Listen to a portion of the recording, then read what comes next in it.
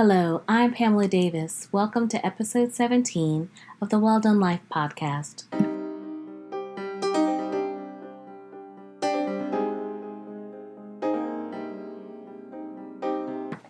Hello, I'm Pamela Davis, and welcome to episode 17 of the Well Done Life podcast. I'm so happy to have you here with me tonight. Tonight is Sunday, May 17th at 8:20 p.m. And how's everyone doing? I hope you had a great week. I missed you guys last week, but I definitely wanted to take some time to spend some time with my family and kind of relax for Mother's Day. I hope all the moms out there, all the people who are giving love and showing love to someone, had a wonderful day last week. And if this is your first time listening to the Well Done Life podcast, you've joined at the right time. This podcast is set up to help us build a community. It's a community of people sharing their experiences to help each other get better. It's really that simple. I started out by just sharing my journey, and now eventually, once everything is kind of passed probably with the coronavirus, I'll get to the point where I can bring on some guests and hopefully begin to lay the foundation more so that we can build this community of people striving to live our best lives, because as we can kind of all see with everything going on in the world, now is the time to live our best life right now. So I wanted to hop on this week and talk to you guys about graduations. I definitely am not graduating. It's been quite a while since I have, but some of you may be graduating or know friends or family or even have children who are getting ready to make that plunge into the real world. And I've been looking at a lot of things about it and just thinking about how different it is right now with the way that things are setting up. I remember for myself, when I graduated from high school in 1991, it was such a different time back then. My eyes, I have to admit, weren't as open to the things of the world. So I was just fresh and new. I'm trying to even think back to some of the moments, but 91 was a great year. I was so happy. My graduating class, there were 500 of us who graduated, and we were just so ready to go out and tackle the world, I thought. And it's just an amazing time. And I just kind of feel so sad for the high school students this year who are graduating, who aren't having that experience, because I remember getting up, getting dressed, going to graduation, and then going and hanging out with my friends and coming home the next day after having breakfast with them and just laughing and just feeling so open and ready for the new adventures. I could not wait personally to leave my house and go to college. I was just so ready to start living my life as I thought an adult should live. And I thought college was what that was all about. And then I think back, even then, graduating for college, how different that is. I graduated in 1995 from Florida A&M University in Tallahassee, and it was such an experience for me. I remember that cold Saturday morning sitting outside in Bragg Football Stadium and my parents watching me cross the stage, and I just felt so invigorated. So again, ready to tackle the world. But I was wiser from my high school experiences to college, and just so full of promise. I felt, that this education that I had gotten, the friendships that I had made, were going to prepare me to tackle the world. So again, it kind of makes me think, for those kids who are graduating, how are you feeling? When I graduated from school, I remember from college, our keynote speaker was Dr. Cornel West, and I don't remember, I hate to say it, too much of what he said, but I'm sure it was super inspiring. And this year, I've really liked looking at all of the celebrities come out and try to offer words of encouragement to the class of 2020, because you're graduating at such an unusual time. Unfortunately, with COVID-19, there's so much uncertainty. So many things have been exposed with COVID-19. And I think about what it must be like to face so many unknowns in the world right now, and my heart goes out to you. But then I know it probably is going to sound a little crazy, but I'm actually a little envious of that feeling too, because this is very interesting for me to say probably, but I'm going to say it because I think a lot of us may feel this way and not be able to articulate it. But when we were younger, growing up and coming out into the world in this way, we were not equipped the way the class of 2020 is equipped to go out and face the world. And when I say that to mean is that we didn't see, or for myself, I didn't see the complexities that really make up the world. And when I say that, I mean, when I was younger, or even, I would say high school, going into the world, going into Florida A&M, I kind of went into that situation very limited in my perspective. I grew up in a predominantly white middle class world. I went to an all-black high school because of the zoning that was in my area. And then full transparency, I never wanted to go because I was so used to going to predominantly white schools. And I remember hearing rumors of people getting attacked and brutalized that it made me uncertain about going to the high school that I went to. I was really afraid.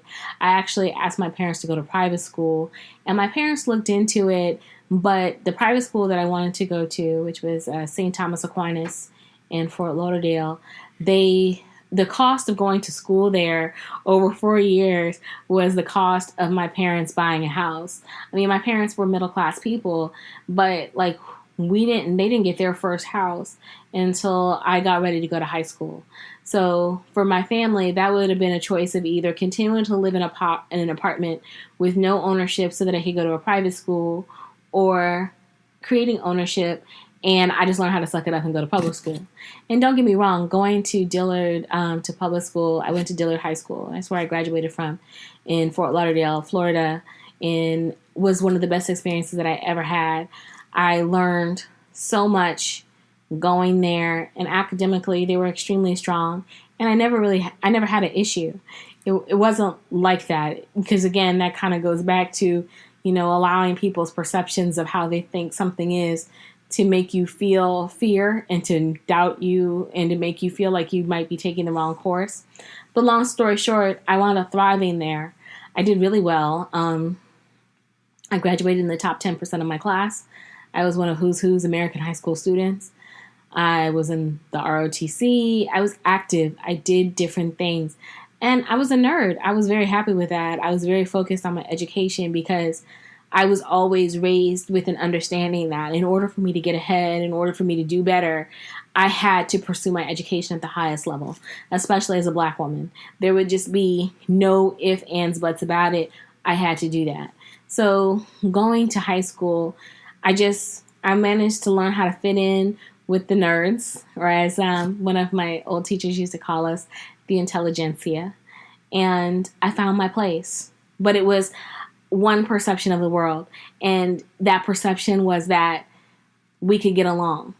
We could interact, Black and white, and learn how to get through and survive together, because the white people that did go to my school, they were more performing arts students, or they were just there for busings or whatever. There was no issue, And then graduating from that and going into Florida A&M, I could go 30 days, if not longer, if I really chose to, without seeing someone of another color outside of Black. And it created a perception in my mind of how strong and intelligent as a race we could be. And that was one of the reasons why I went to Florida A&M. My parents felt like I needed that experience because that was not really where I wanted to go. I wanted to go to Spelman or go out of state, but my parents were like, no, you need to stay and get a little bit Blacker in your experiences, and so that it can cultivate your strength more and you will be better suited here. So I went and I thrived. I wound up meeting some of my closest friends there, and it's just amazing carrying friends even from high school through college till now. Again, so amazing. But I look back on all of that and I, again, still think about how the blinders were on. Because the things that we are seeing now, they probably were occurring back then, but we didn't have social media. We didn't have constant barrages of images of our bodies being strewn across the news and through words and videos all the time in front of us. So it was very easy to be able to separate. It was very easy to get caught up in just trying to achieve, that you lose sight of what the reality of the world is. And it creates a blinder that we really can't afford to have, especially going into these days and times. So it makes me think about the kids that are graduating right now. The kids of 2020 have grown up and seen racism firsthand.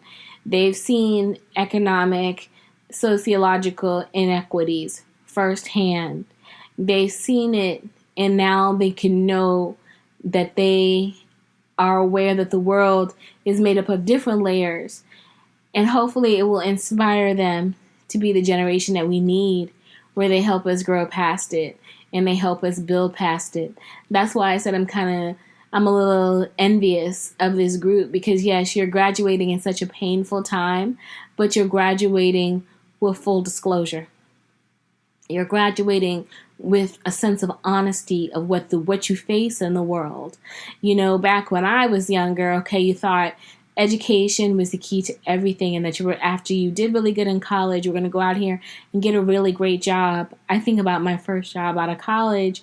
I worked part-time. I temped at my parents' company, and I worked there I wound up working there for 5 years, but I had to bust my behind to get ahead.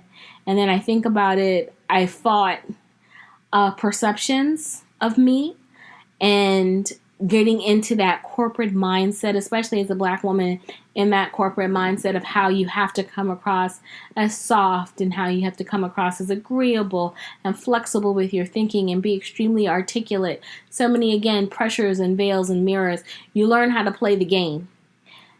But now it's like this new generation, the game is there, but you get to move and maneuver in it differently because it's there. You see what it is for what it is. You see the truths of people. You're not blinded like we were in my generation, where it was smoky mirrors and lies and you had to navigate through. Now you're actually in a generation of openness and honesty to a fault. And it's uncomfortable and aggravating and annoying, and it's sometimes even disgusting, but it is the truth. And I hope that this next generation, this new generation coming up in 2020, realizes that that's a success opportunity for you. That's a strength, because we didn't grow up that way. And how you can leverage that knowledge to help you be better. So I think about that. And again, like I said, I do feel envious, because to be able to grow and to get into this world, even as uncertain as it is, with a sense of honesty, will equip you to be strong. And I hope that this next generation goes forward with so much strength. And I think about the fact I'm not a parent, and I can only imagine for parents what that must be like, letting their children go off in this world. We have pandemics, we have racial violence. It's just so many things being leveled at this new group. The fear and the concern what that must be like. And the only thing I can offer, or I would say, is if I were a parent, the main thing that I would be trying to focus on is cultivating a level of communication with my children where they could feel like they could be honest with me no matter what. That's the one thing I think that would serve this generation well. Because it's not like you can go out there and tell them that everything is going to be perfect. It's not.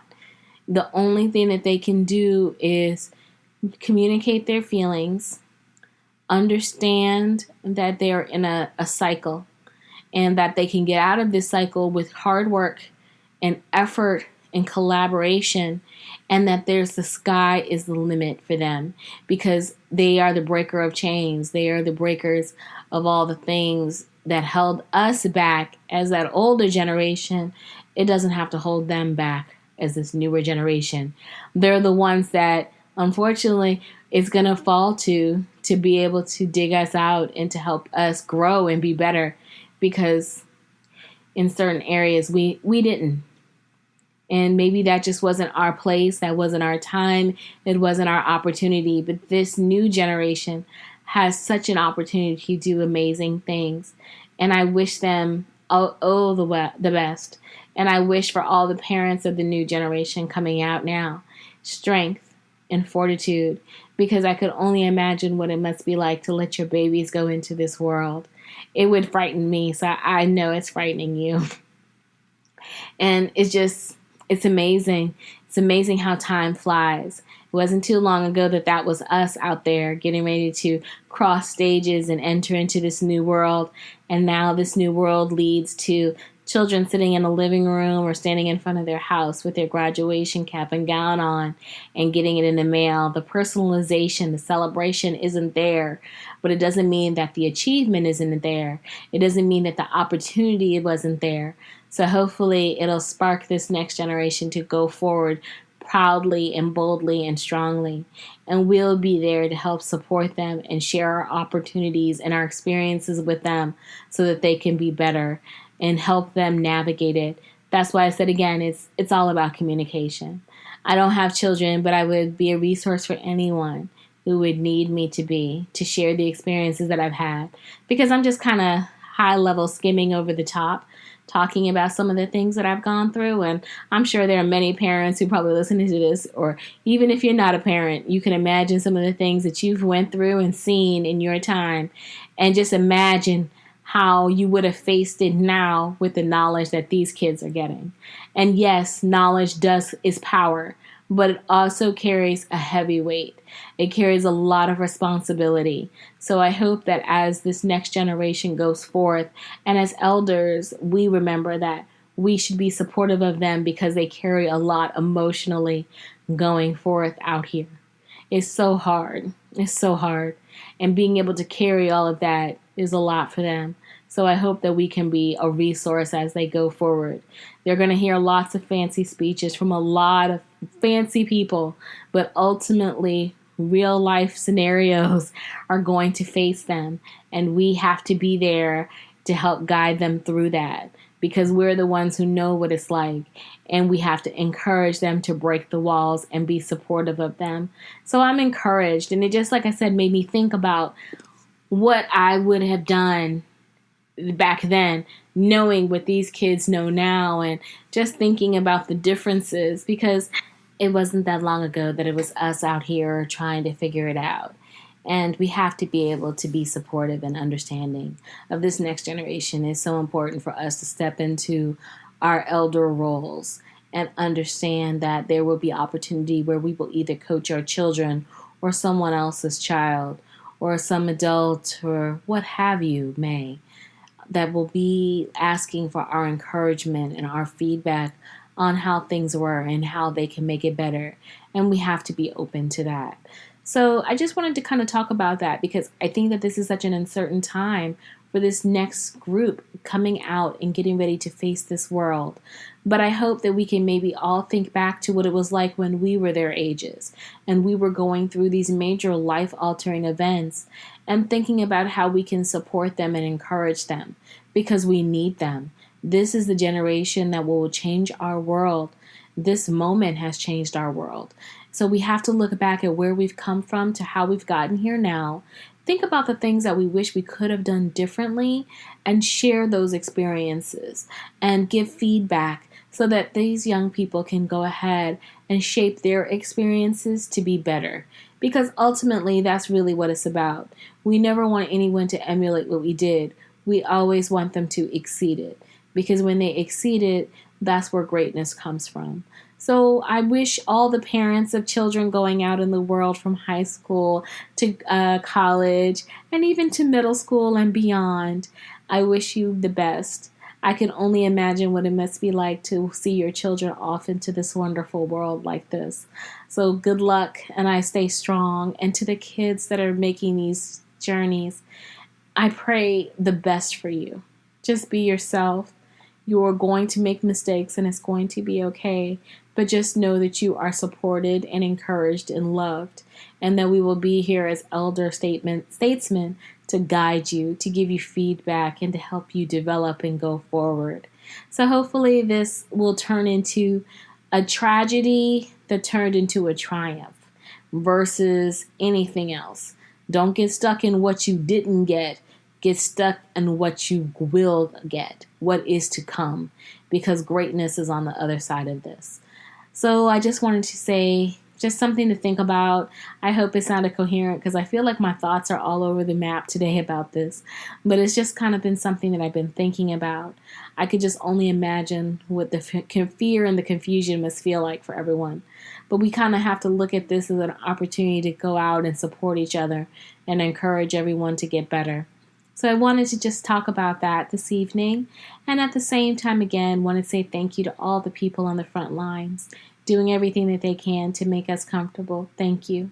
And to everyone at home, stay well. Take care of yourselves as we're opening up. Be careful. Really think about what you're trying to accomplish. Don't go out here, making mistakes or doing things that you really shouldn't be doing, so that it can put you back in a position where you could possibly get sick or get other people sick. We have to think about each other wherever we can. And if you'd like, please like, follow, share, and subscribe to this podcast. You can find us on Apple Podcasts, Spotify, Stitcher, Pandora, all places where podcasts are found. You can also email me at thewelldonelife@gmail.com or reach out to me on social media at I am Pamela L. Davis on Twitter, as well as Pamela Davis on Facebook and Instagram. I definitely would love an opportunity to connect with you. Your feedback helps me get better and helps me be stronger with my thoughts and helps pull things together because, again, this is about building community. So I really appreciate you all joining me on the journey. I wish you the best. I hope you have an amazing week, and I'll talk to you next week. Bye.